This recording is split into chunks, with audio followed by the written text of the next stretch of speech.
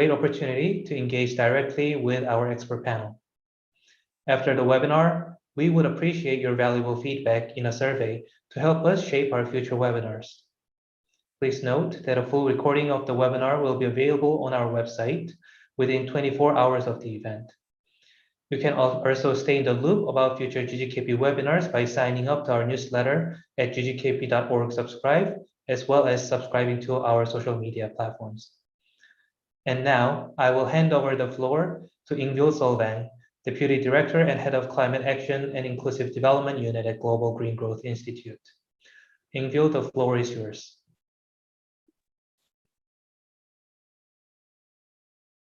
Thank you very much, Invo, for that lovely introduction.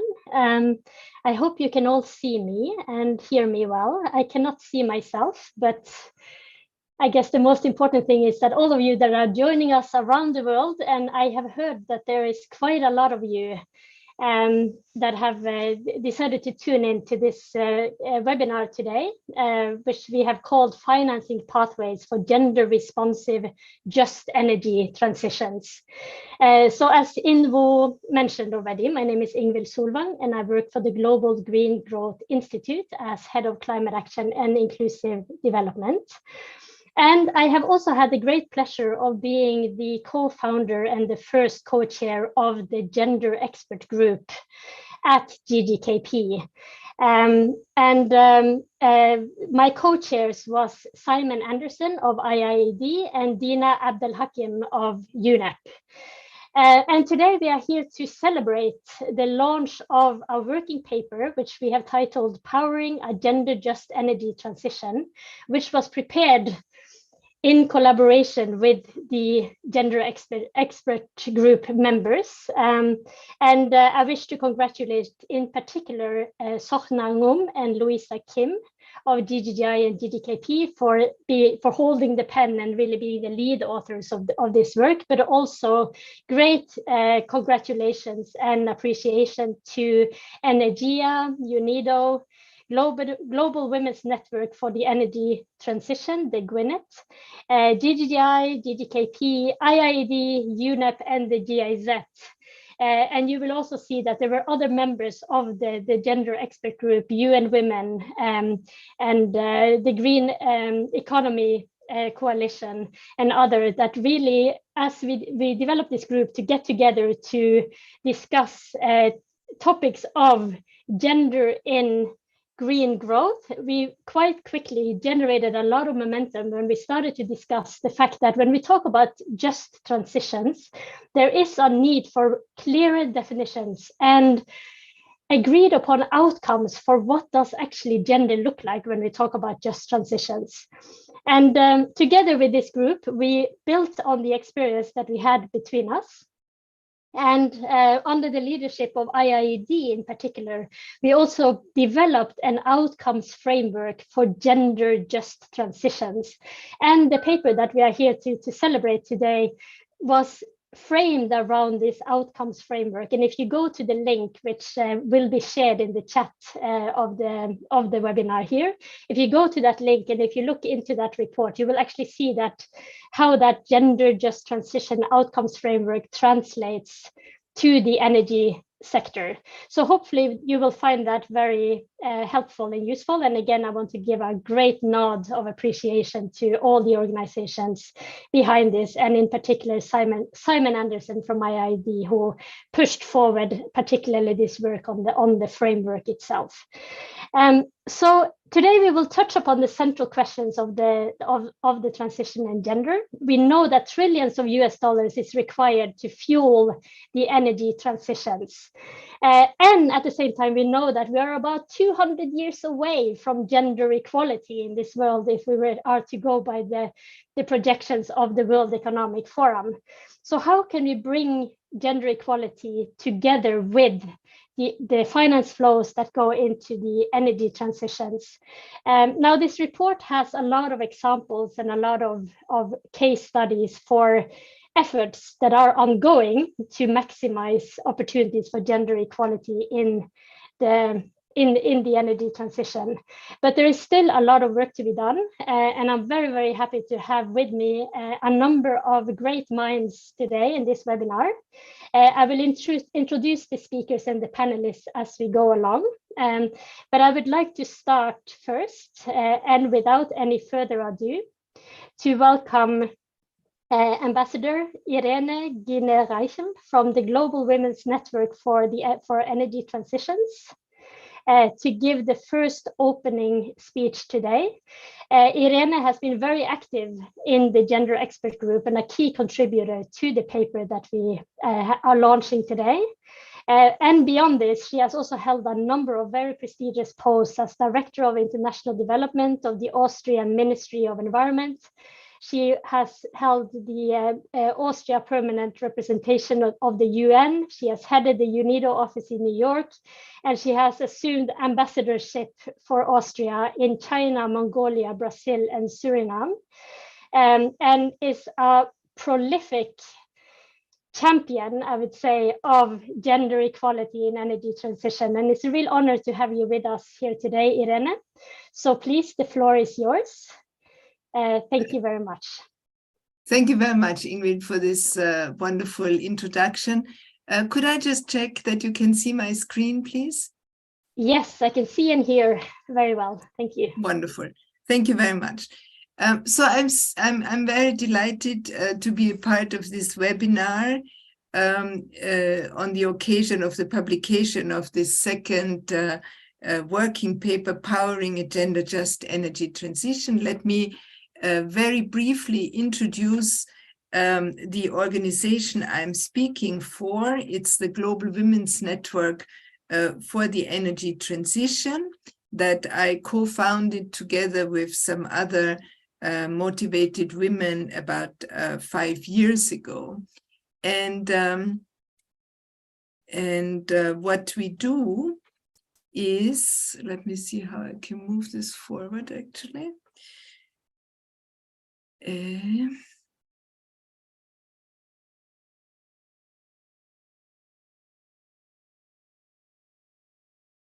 I don't seem to be, oh yes, I can hear, now it works. It takes a little while. The Global Women's Network for the Energy Transition is an NGO. It is a network that has been founded in order to advance the global energy transition by empowering women in energy through interdisciplinary networking, advocacy, training, and mentoring. And our main motivation was that we thought the energy transition was not moving fast enough, not going deep enough, and that perhaps one of the reasons why this is happening is that inclusivity is not strong on the agenda of energy transitions anywhere on the world. So we seek to address the current gender imbalances in the energy sector and to promote gender-sensitive action around the energy transition in all parts of the world. We do that through networking, through advocacy.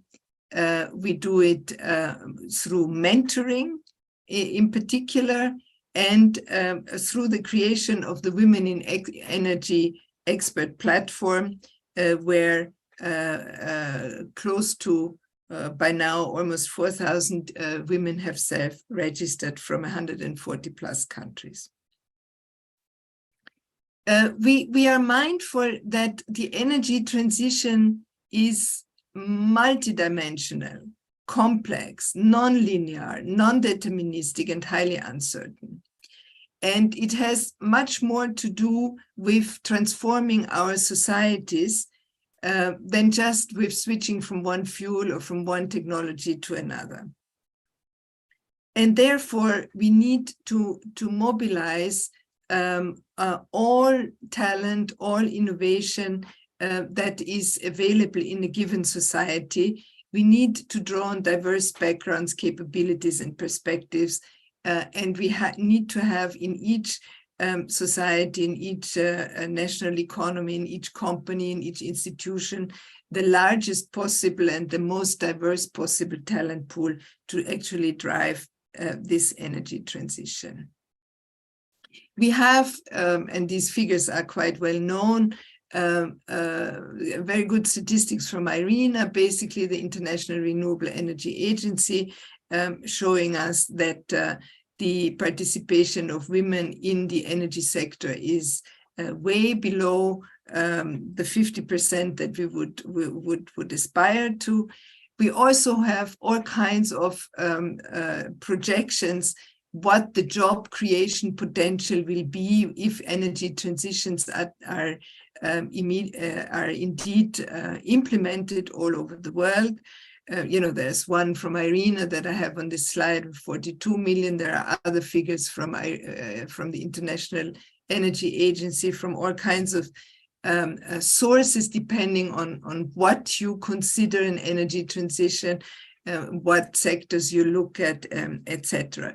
At any rate, we know that the green and low carbon transitions will create opportunities and will also close doors for other sectors, for other members of the labor force, and that we need to create a way of making these transitions just. The discussion about what it means to have a just transition, I think, has only just begun. I participate quite a bit in the deliberations of the European Union bodies, and there we are just literally just starting to come to a better understanding of what it actually means to have a just transition. Nobody should be left behind. Well, that's a very good motto that I totally subscribe to from also the Agenda 2030, the United Nations guidance document for the development path of the entire world. Nobody should be left behind. But when we talk about, for example, moving the labor force that is currently employed in the old energy sector toward the new energy system situations, where then we are at a great risk of perpetuating the imbalance in terms of representation of women and men that is currently present. So as we construct energy transition strategies and pathways, we need to keep in mind that the new energy systems need to be much more inclusive and much more participatory and much more just than the current situation is. And that has, of course, great implications for the work that we do with women and the work that we do in terms of empowering women, and in terms also of seeing the energy transition as an opportunity to create societies that are more just, more inclusive, more participatory.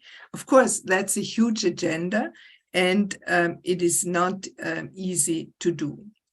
We know that there are any number of reasons why gender equality in the energy sector, as in all other sectors, pays off.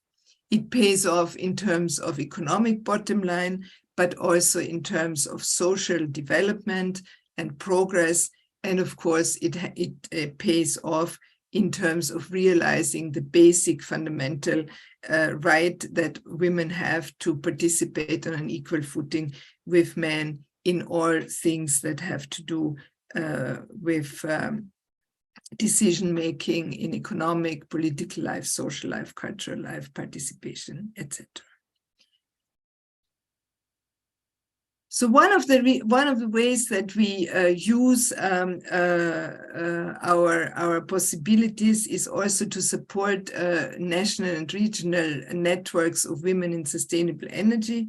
And I'm very delighted that we will have a speaker from the Mozambican Women in Energy Network right after me. So she will probably speak more also to the importance of women connecting with each other. Now, this working paper that gives us the occasion of today's webinar, Powering a Gender Just Energy Transition, I think is exceedingly important in the context of what I just mentioned, that energy transitions are underway in not a very structured way in many places, but we don't have a clear grip as of yet what it means for an energy transition to be just. We don't know what this means at the national level yet. We don't know what this means at the international level yet. We don't have the mechanisms and even not the concepts really in place to guide this process usefully. And the working paper under consideration today, and that is being launched today, gives, I think, a few very good entry points that I will simply want to touch upon. The first question really that this working paper invites us to consider, and based on previous work of the Gender and Energy Group, how far on the gender integration spectrum do we go? We talk about empowerment of women, we talk about inclusivity, we talk about gender sensitive, we talk about gender neutral, whatever. But there is a clear progression possible that goes from gender sensitive approaches to gender responsive approaches and to gender transformative approaches. And it makes a big difference what we aim at. If, for example, we simply want to be gender sensitive, which is already an important step, we acknowledge, but we do not really address the inequalities. If we want to be gender responsive, we acknowledge the inequalities and we consider women's and men's specific needs in developing a strategy, a work plan, a law at the national level. But when we are gender transformative, which is the highest level of ambition, then we address the causes of gender-based inequalities, and we work to transform harmful gender rules and go toward better norms and power relations that are more equal in a particular step. So this is one of the very basic building blocks for moving in any thoughtful discussion of how to structure an energy just energy transition that takes into account the relationship between women and men. But then also we lack at this point, certainly at the international level, some overarching framework that could define the steps that should be taken to conduct a just transition process. And here again, the working paper invites us to take a step-by-step approach.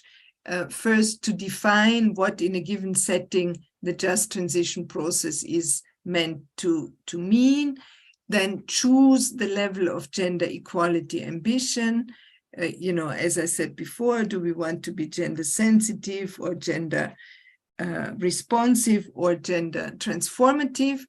Then choose the outcome domains where we want to make a difference, and then select specific areas to understand what it means for gender equality, what the measures are doing that we are taking upon ourselves in that energy transition process. And if I just give you a couple of examples of possible domains So if you want, for example, to enhance the engagement and the agency of women, then we can set immediate or medium-term or transformative stepping stones for us. For example, in the immediate, we want to achieve that women in the informal sectors participate in diagnostics and design of energy transition. So this would immediately change the engagement and the possibilities for agency of women. If you want to do that in the transformative perspective, then we will have social norms and gender discrimination that are no longer barriers to engagement and agency in energy transition. I invite you to look through this working paper very carefully, and I know that in the discussion that will now follow, we will go deeper into some of the aspects, especially around the issue of finance that I could not go into because also of the time constraints. Feel free to get in touch with us, and thank you again very much for the invitation and the possibility to address this audience.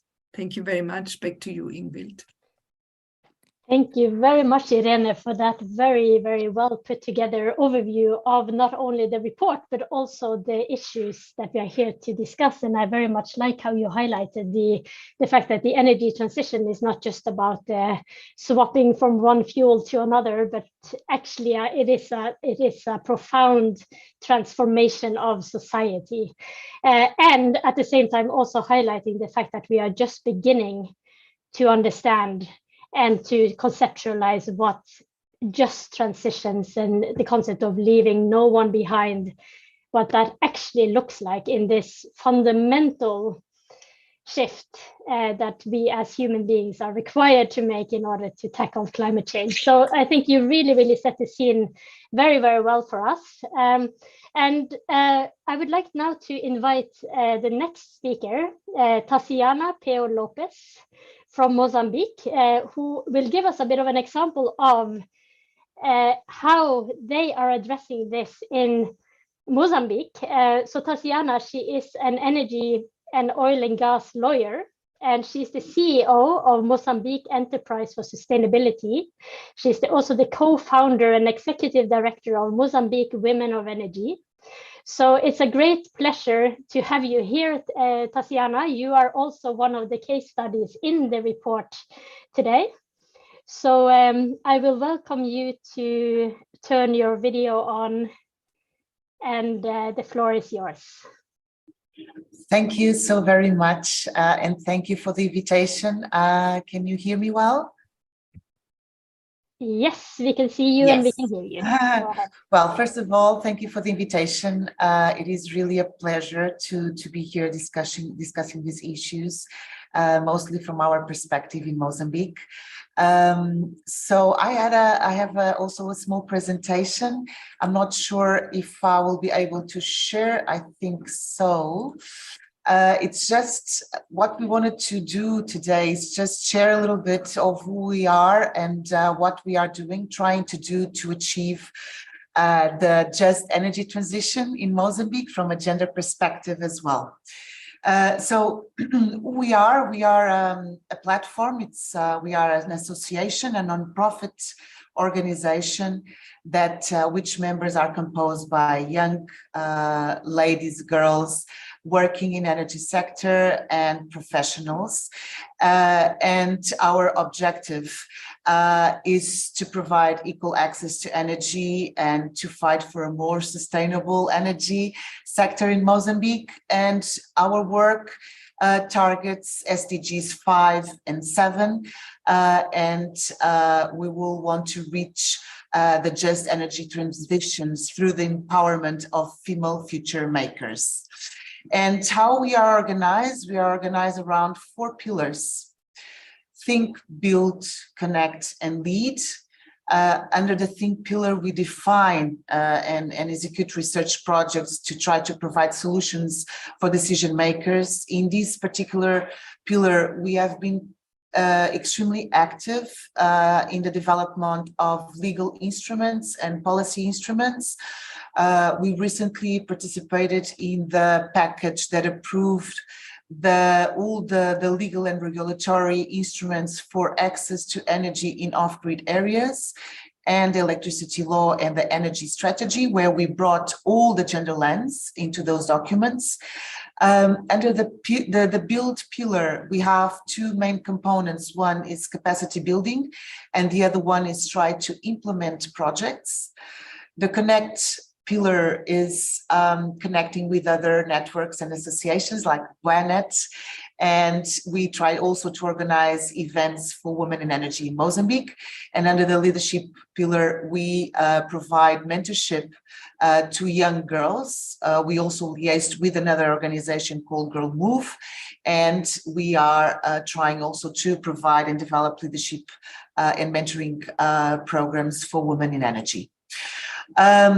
I would like to give an example of some of the things that we are doing, but before, and Irene also mentioned the definition of energy transition, just a little bit of as a background. In Mozambique, half of the population is female, and access to energy is only 30%. So 70% of the population do not have access to energy, and 90% lives in rural areas.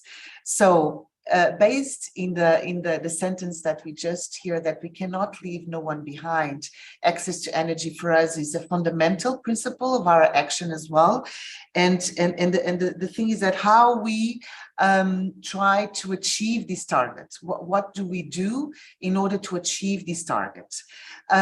We try to first bridge the skills gap and education that exists between the government, the private sector, and the donors. We are currently developed one energized saga that was more linked to the upstream sector and to the oil and gas and the LNG value chain.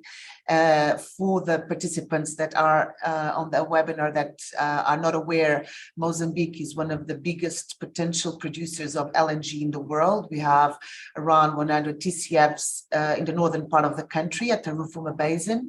And so this was a capacity building program that we developed for the young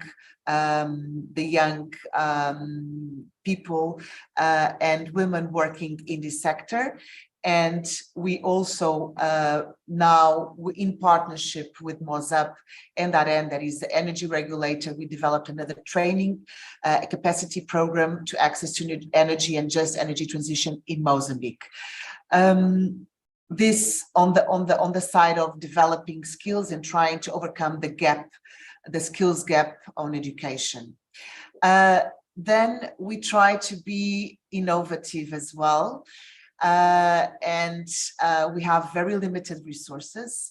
Actually, our work is almost counts almost on voluntary work from the members of MWE and our energizers, the young girls that are just giving the first steps in the energy sector.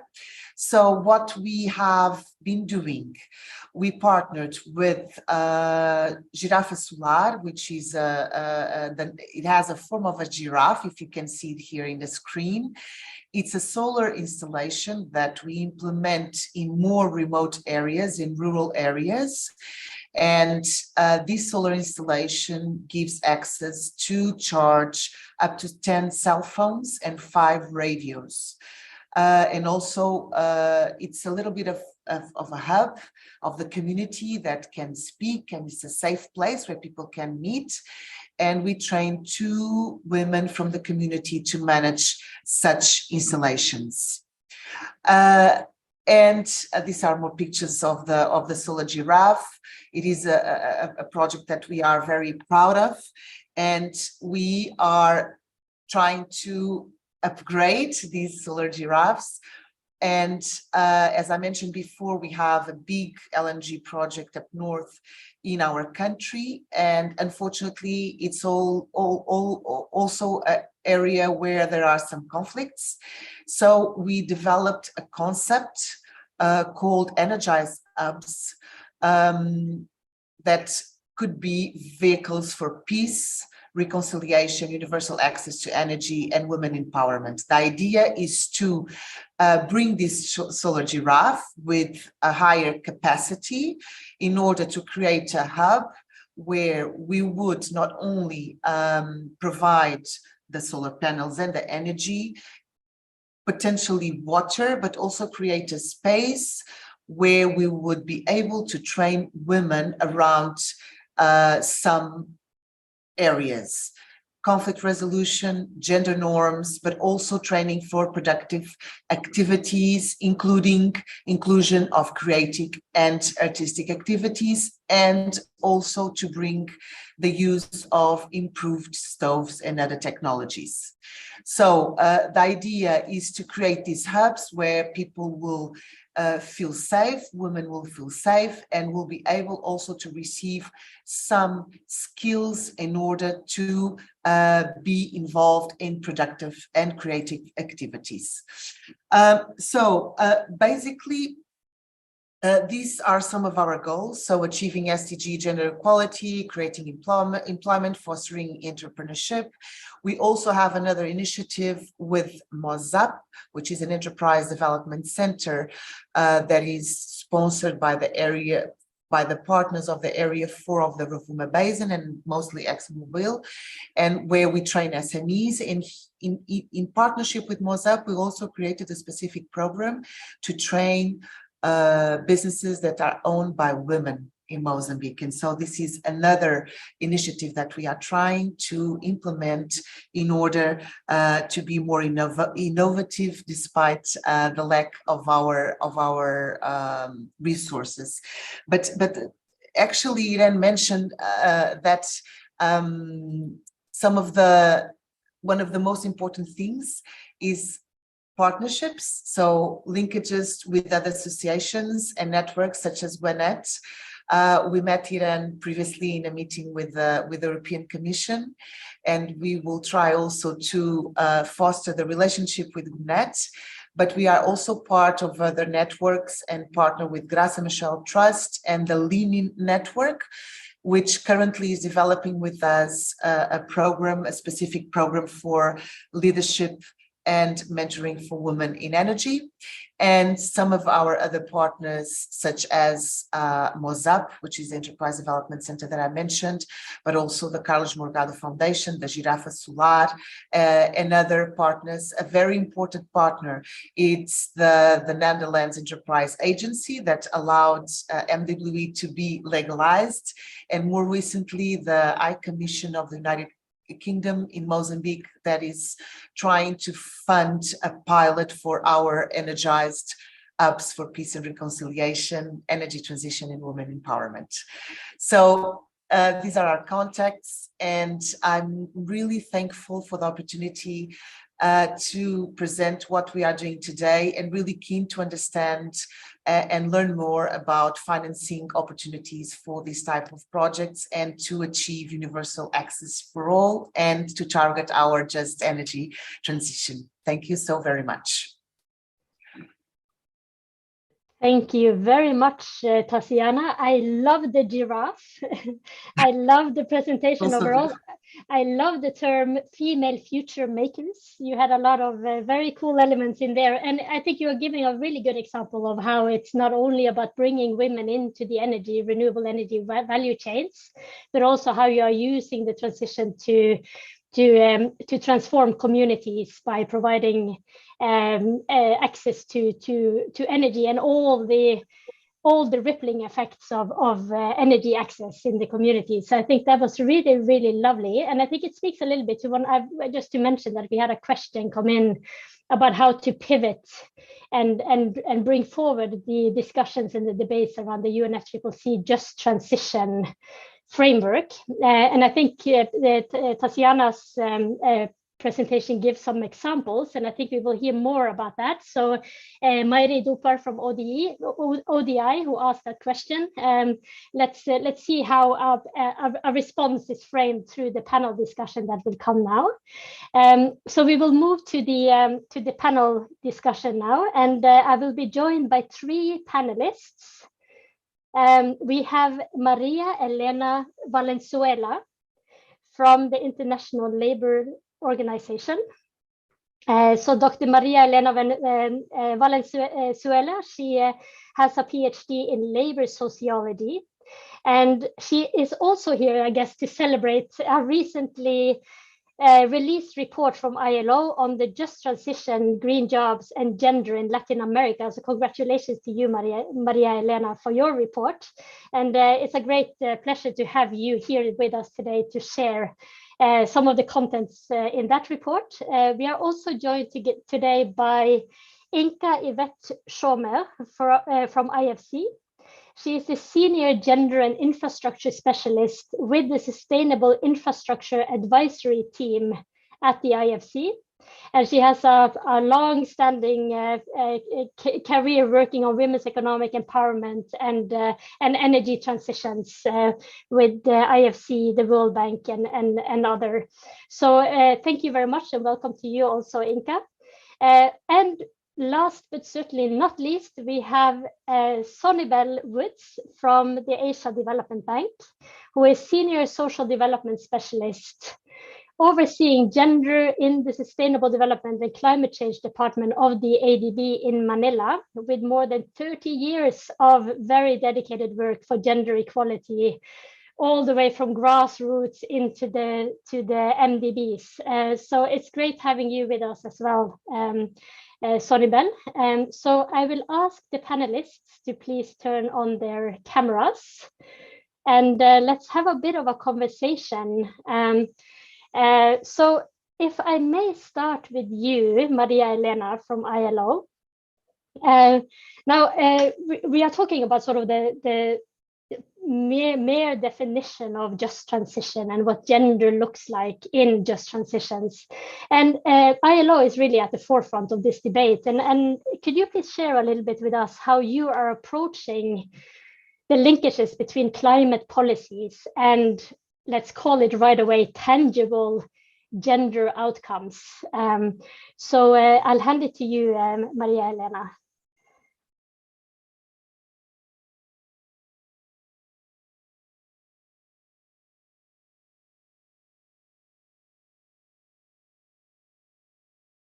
We cannot hear you, Maria Elena, so maybe you are on mute.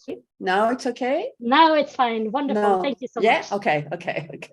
You know, technology. Well, it's a pleasure to be with you, and I would like to congratulate on this wonderful report. We are now having the opportunity to meet around it. Well, our report, what it shows is that regarding tangible goals, it's that, for instance, the NDC in all countries have now incorporated. That was not the issue at the beginning. To some extent, gender priority, women's issues, sometimes it's some sort of a jargon, but it's okay, it's there.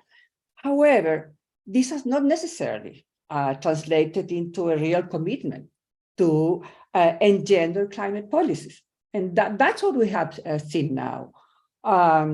Needed to achieve gender parity among those in charge of developing policies or participating into these high-level decision-making arenas. So what's the challenge now? How do we move forward?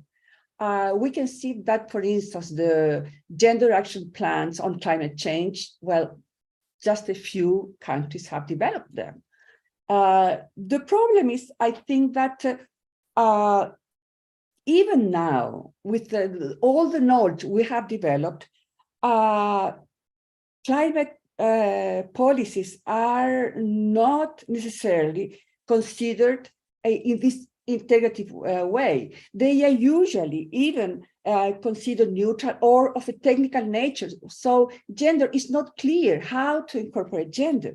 So the problem is that this approach leads to overestimate the biophysical aspect of this phenomenon, but gender equality and decent work, it's not only gender equality, decent work, or the situation of those who are in the margins, indigenous populations,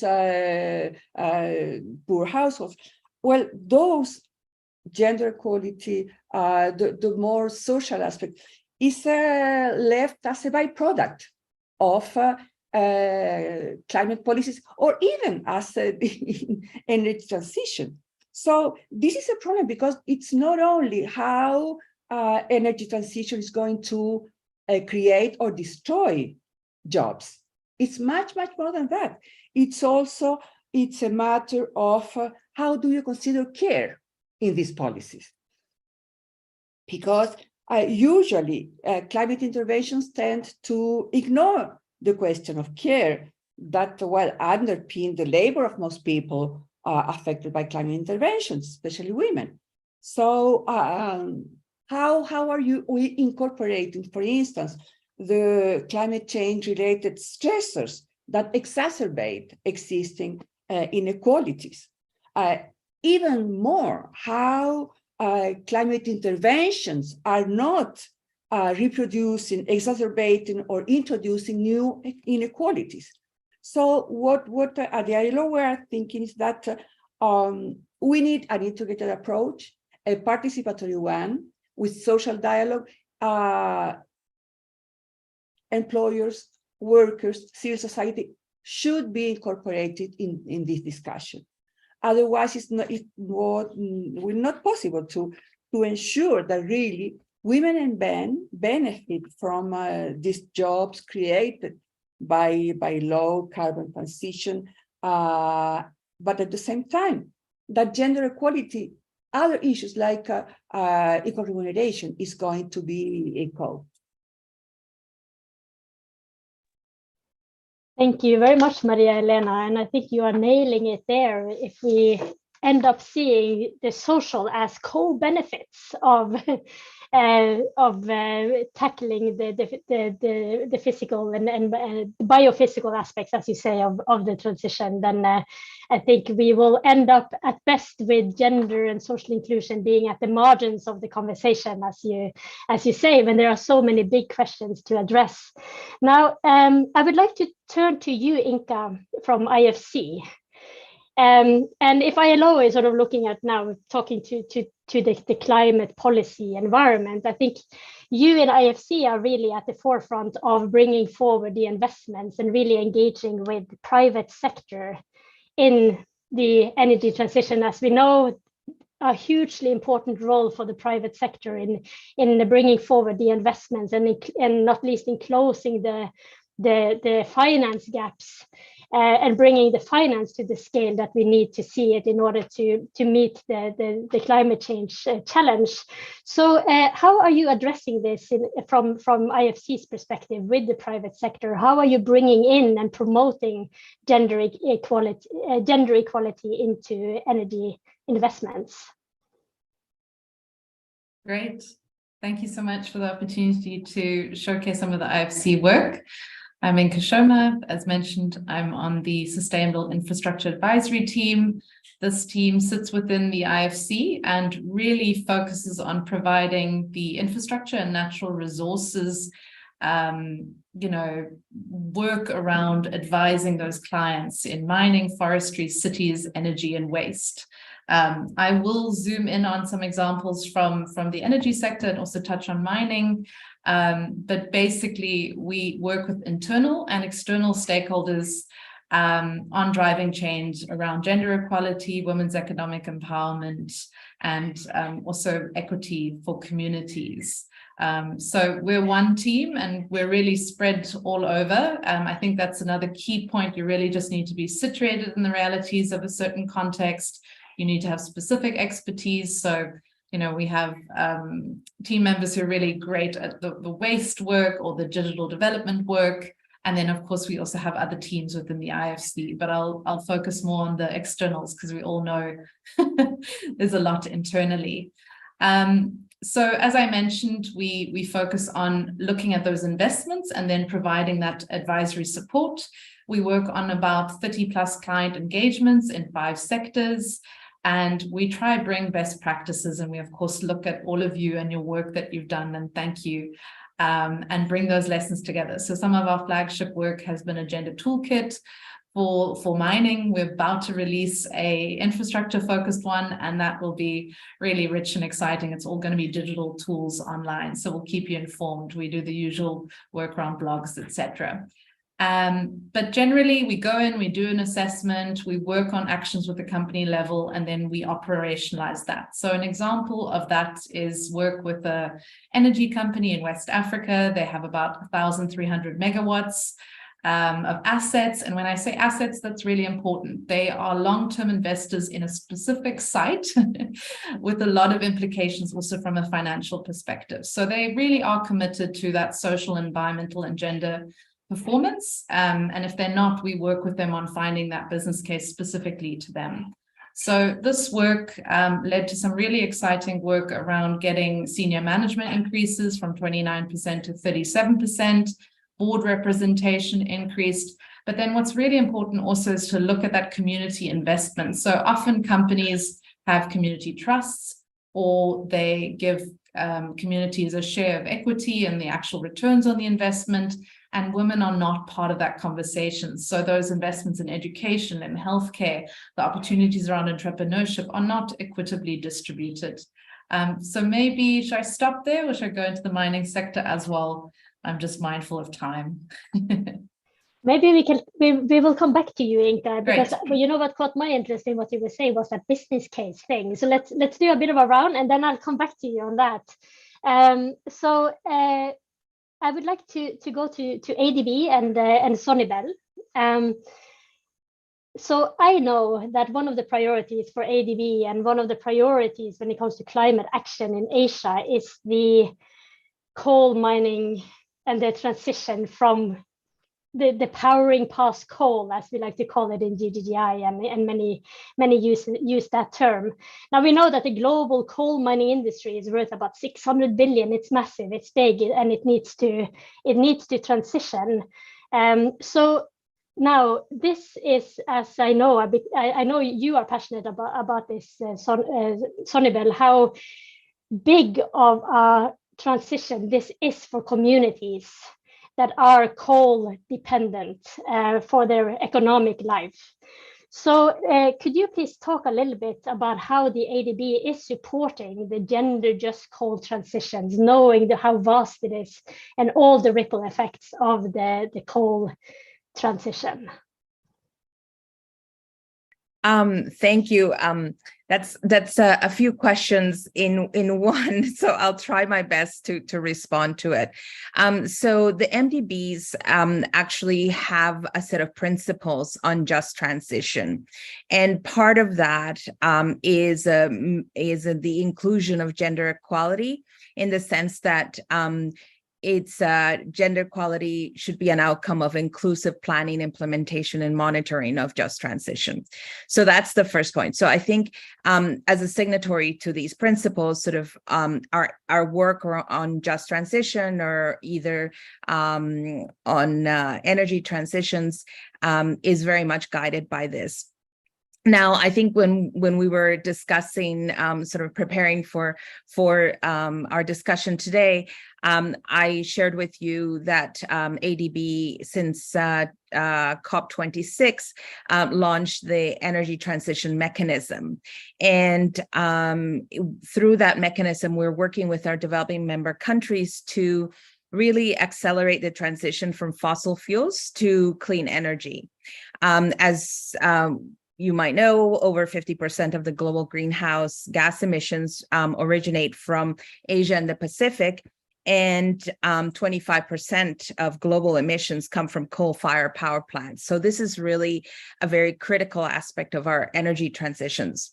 And in the region, there are a few countries that really have sort of significant dependence on electricity from coal, one of them being Indonesia, another one, the Philippines, where I am based. So last November, ADB signed an MOU to explore the early retirement of some of these power plants.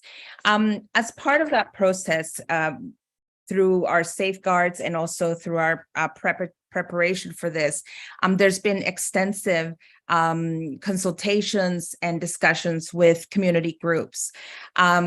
And, you know, I think one of the challenges when looking at just transition and sort of something like the retirement of power plants, of coal-fired power plants, is that women are not traditionally represented in sort of direct employment from these power plants, but they do depend on, you know, the whether it's the coal mines or the coal power plants, many of their livelihoods are really dependent on sort of these sectors. And so I think one of the challenges for us is to really look at how we can ensure that in that just transition process that communities are, you know, not disproportionately affected, that we identify ways to support sort of the transition of their livelihoods as well, and that we provide women with the skills that they need in order to, you know, transition into those jobs that are in clean energy. So I think, you know, the ADB, we've been working also with the climate investment funds around, they have a program called Accelerating Coal Transitions, which involves 4 countries. 3 of those countries are in Asia and the Pacific. So India, the Philippines, and Indonesia, and the 4th country is South Africa. They're all at different places in terms of where they are in their coal transitions. But one of the innovative things with this ACT initiative is that they have set up, with resources from the Canadian government, have set up what is called WOLCOT, which is Women Leading on Coal Transitions, which is really meant to identify ways to support women's participation at the country level as these 4 countries undergo coal transitions. I'm mindful of the time, so I'll stop there.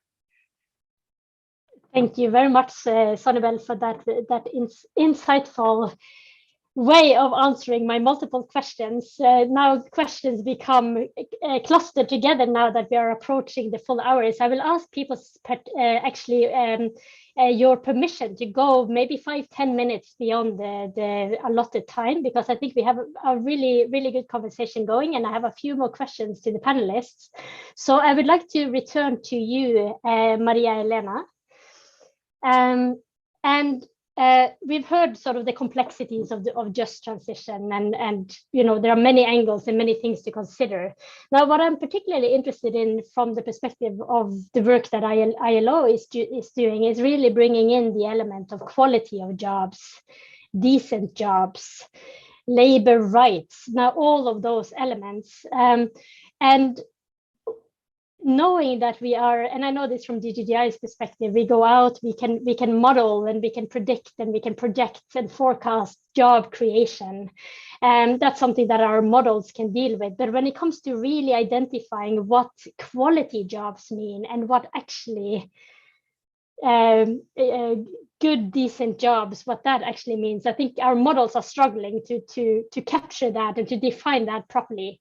So from ILO's work, how do we bring in those qualitative elements to work into the discussions on just transitions, and how can we actually promote that and push that into the energy transitions? Well, I think that you know, mainly the clean energy sector provides a lot of new opportunities for decent work, because this is a sector which is based on innovation, not only innovation regarding technology, but also innovation regarding managerial procedures, innovation in the way you put together different people. And in this way, I think there is an opportunity for a business case. We have seen in the at country level some public-private partnerships, for instance, which taking into consideration that there is a need of labor with certain qualifications, really a need for people with qualifications that are not found in the labor market. There is also a possibility, an opportunity to incorporate not only women, but also some other marginalized communities, and to work into a more focused territories. So this is an opportunity we can see to connect decent work, formal employment with the necessary skills required for this employment. But I have to also to mention that according to our estimates, there will be job creation, but mainly on sectors, male-dominated sectors. That means that if there are not explicit policies to improve the qualification, the incorporation of women, should also, well, these inequalities persist. And the other issue important to be mentioned is that lack of energy is also preventing many women, mainly from poor households, from rural communities, to empower themselves. So clean energy is the way to go to those distant rural areas with energy. So these women who are with the burden, extra burden of care, because they don't have well, energy, they have to collect fuel and all that. So that's a key issue also to be considered. Transportation also, we talk about electric mobility, but we're not talking about women taking buses instead of private cars, you know? So this is the integral approach, and the main challenge to break this silo effect that tends to consider industrial policy, energy policy on the separated, isolated from gender policy, employment policy, etc. Thank you very much. And I think you touched upon one of the questions that has come in. Also, you mentioned this cycle of poverty, and being energy poor is, of course, a root cause of poverty, not having access to energy. And there is actually a question from the audience, how to overcome the poverty element in the case where women are depending on selling firewood as a source of income, and how do we then break that cycle of poverty? And I think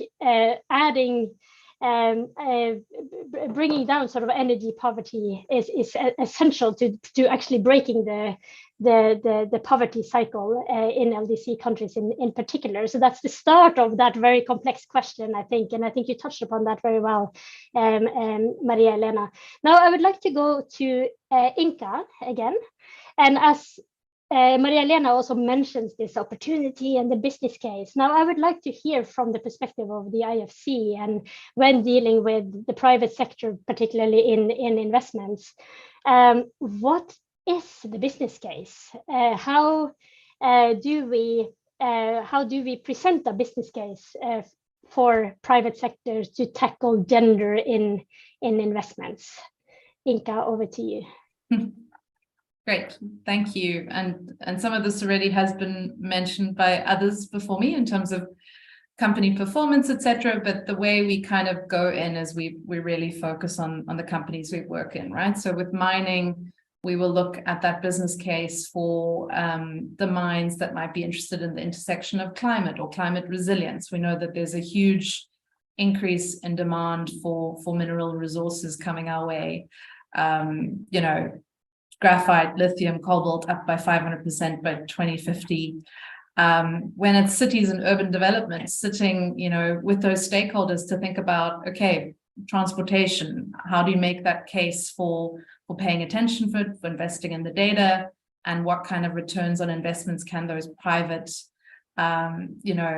operators expect from that? I'm going to go into more the respectful workplace angle. There are many angles. You can do it on boards, you can do it on employment, you can do it, in community engagement. But this is one that actually gets ignored a lot of the time. And there's a respectful workplace program at the World Bank, which I collaborate with a lot. This is when we're talking about bullying, harassment, well-being. I know that ILO works on this a lot, sexual harassment, etc.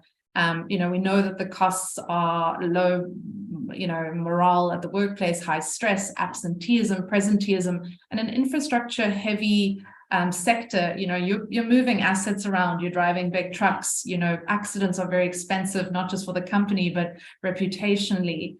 You're situated often in communities far away, there's labor coming in. So these aspects really do up the game for paying attention to this. There's a license to operate, there's reputational risks, there's investor, investors are going to be paying close attention to how you're actually conducting yourself as a company at those different levels. So both employers, leadership, and then also community-wise. So some of the work that we have been doing is, for example, in the Pacific and fishing companies, and this is done in all sorts of private sector companies, but basically companies were seeing really high absenteeism of 18%. And through working on these issues on respectful workplaces, this is a long conversation, but I won't go into it, reduce staffing costs, that turnover, people are leaving. These companies can often be quite female dominated at the lower levels. And then reduced overtime costs, people are ill or not well, they're avoiding their managers, or there's a personal issue at home. And so the productivity of this company in this case increased by 1.58 million, and that's 1,800 worker company. So really tangible monetary benefits, and those can be quantified for any company in any sector if there's enough data. That is indeed, it brings hope. You mentioned the data element. We haven't discussed that so much, the availability of data. So that's something to kind of put up and park for another discussion. I now want to turn to Sonnebel, maybe as the last question for the panel today, so we see that all the elements and the angles that we need to address and we need to look at, and we need to really break down the silos. I think when we are addressing climate change, we need to break down the silos and bring together people from different backgrounds and people who are looking at these from different angles. So I don't know, Solly, do you have any thoughts on how we can do that? How can we better integrate these conversations and bring the conversations together so that gender and the social is not just a co-benefit of all the rest, but actually is brought more to the center of the conversation? Actually, I wanted to intervene a little bit earlier after our ILO colleague, because I wanted to speak to an issue that we haven't discussed yet, which is, we're talking about creating jobs for women to enter into, the renewable energy space. But for that to happen, we do need to create a pipeline, a pathway for women to have the skills to be able to enter those jobs.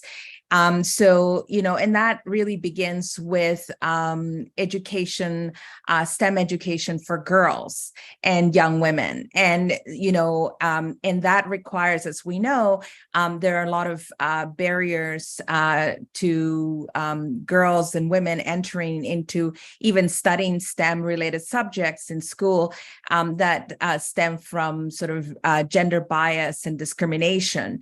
So, and what our IFC colleague was talking about very much is linked to that as well. So I think, fundamentally, for us to make progress in ensuring that women have opportunities in the energy transition, we do need to work at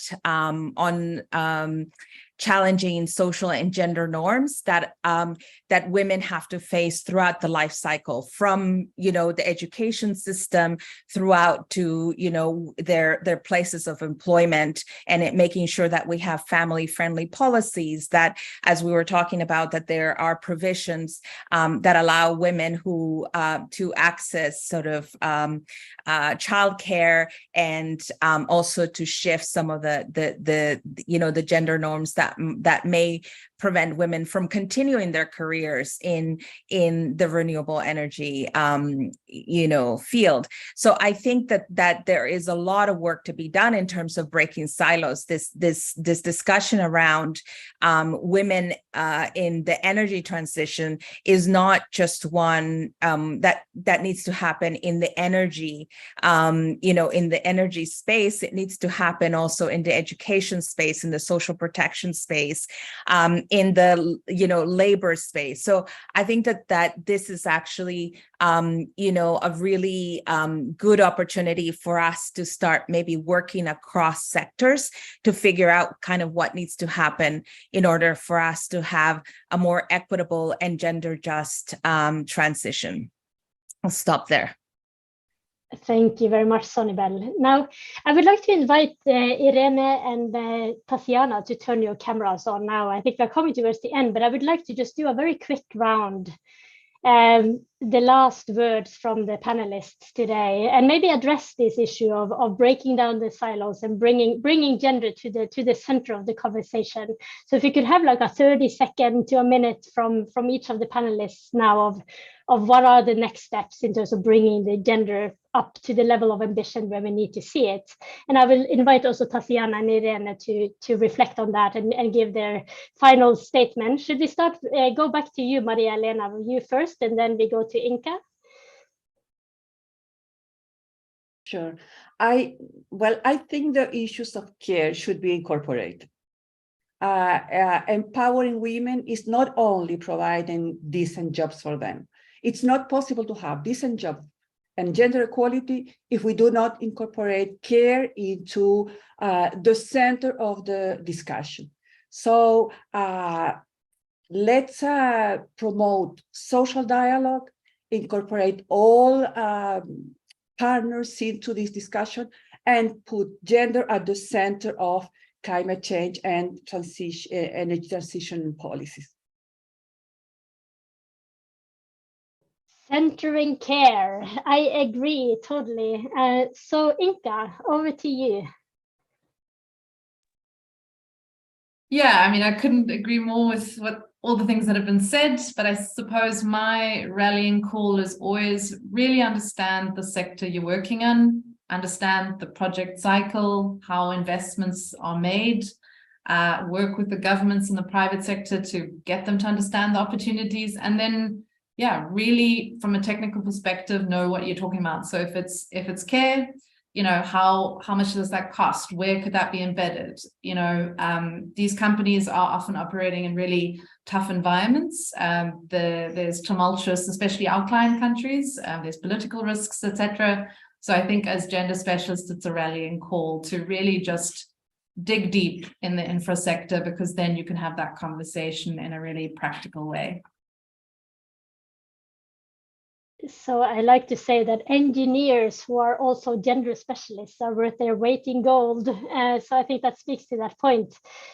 Sonny, are you ready for your final words of wisdom? I'm not so sure about that, but I think, one of the things is that we have to be intentional about investing in gender equality. I think, we setting a target for women's employment is not enough if we're not really committed to taking all of those other steps that will make sure that we are able to attain those targets. And, that's not easy. And it's also, we're all working in different contexts, but I think the intentionally investing and putting the resources, the financial resources, so that women can benefit from the energy transition is really important. And with that, if you look at climate finance at the moment, very little of that is actually going to gender equality. So we really need to change that and challenge that. More money to gender equality and just transitions, indeed. So Tatiana, if you are still with us, do you Yes. have yes, wonderful. Please go ahead. Your words of Well, I encouragement. agree with everything that has been said. I have two, not two solutions, but probably two questions to reflect further. Gender integration in climate financing and in the energy sector can not only be a tick in a box to comply with auditing reports on CSR, ECG, and companies. The private sector should really engage honestly in this path. I don't know how to do this, but I think this is one of the major issues, not only ticks in the box, but pragmatic and real care and honest actions. That is one. The second, in terms of financing, and this is probably more related to Mozambique, the majority of our women are in the informal sector, and it's absolutely crazy the way the financing is directed to in the informal sector. So a real also study research in terms of how to finance women working in informal sector, it would benefit, highly benefit climate change and energy transition in our country. Thank you very, very much. Thank you very much for you to you as well, Tatiana, and I think absolutely spot on both accounts. And Irene, you set up the conversation so brilliantly to start with, so you get to round it down now with your final statement. Thank you very much. Thank you very much. I would harken back to what I said at the beginning, because I think everything that was put forward in this very meaningful conversation today reinforces the point. And that is, it is very valuable to have a framework for structuring a process such as an energy transition. And my plea is, when any actor sets out to formulate a strategy on energy transitions, just energy transitions, let the process itself be participatory and inclusive. And let's make sure that women are sitting on the table, sitting at the table on a par with men, women from all kinds of backgrounds, including the informal sector, of course. And let's attempt to structure a process that takes into account the various things that we have found out now about how energy transitions are really socioeconomic transformations. I think that's my suggestion. Let the process itself be structured in a participatory and inclusive way with full participation of women. Thank you very much to you as well, Irene. And yes, and I think that also wraps it up and summarizes it very, very well. I think we've discussed today the need to really define gender responsive just transitions, and that goes back to this publication that we are here to celebrate today, and the attempt to define this outcomes framework for gender just transitions, very much thanks to the brilliant work and leadership of Dr. Simon Anderson. I believe he's on the line, so greetings to you, Simon, and the other Gender Expert Group members. So we are looking forward to reconvene and continue this conversation also with the other organizations here today. And with good definitions, with good outcomes frameworks, going beyond ticking the box, as was also mentioned today, may the finance flow into people-centered initiatives in the energy transition. I think maybe that's the bottom line of the conversation here today. I wish to apologize for not getting around to answer all the questions that came in from the audience, but we have had a very active audience today, and I hope that the discussions that also flowed into the chat have been useful, and that relationships have formed today in the chat room, and just for knowing that we are all in this conversation today together. So with that, I wish to thank very much all the speakers and the panelists today. I wish to thank GGKP and Invo Jung for the opportunity to be here at the Green Finance Platform today. And I wish everybody a very, very good morning or afternoon or evening, and looking forward to continue this conversation someplace very soon, I'm sure. Have a good day. Bye.